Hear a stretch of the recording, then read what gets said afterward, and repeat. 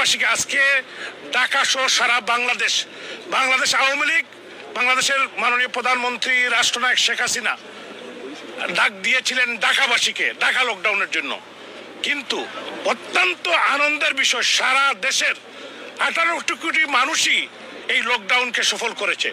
সর্বস্তরের মানুষ, কৃষক, শ্রমিক, জনতা, ছাত্র, বুদ্ধিজীবী, সুশীল সমাজ সবাই কিন্তু একাকার।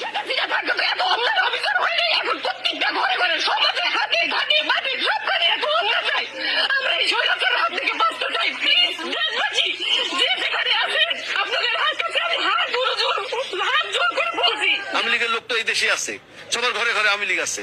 আওয়ামী লীগ আপনারা এমনিতেই তো 30% লোক আওয়ামী লীগ করে। এইটা যদি, এই বাস্তবতা যদি বিএনপি আর জামাত না বুঝে, তাহলে ওদের পাশার হাত দিয়ে আবার ভাঙবে, এটা বলে দিলাম আমি।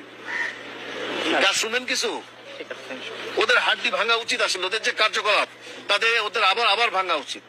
আর বিএনপি আর জামাতের যে কার্যকলাপ, মানুষ বিরক্ত হয়ে গেছে 1 বছরের মধ্যে। তাদের আচরণ হয়েছে রাস্তার নেড়ি কুত্তার মতন একেবারে।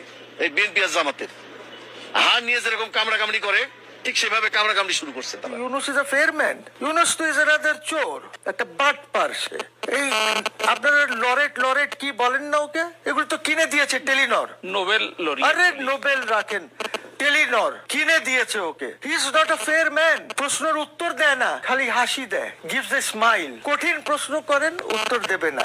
উত্তর দিলেও বলবে এইটা তো আমি বুঝি নাই, তো আপনি আসছেন কেন, চলে যান। যত বাইরে গেছে সব এনজিওর জন্য গেছে, মিথ্যা কথা বলে। আর ওনার একটা স্পিনার আছে, ওই যে কি শফিকুল না কি নাম, মিথ্যুক অফ দ্য হাইয়েস্ট অর্ডার, সে স্পিন করে।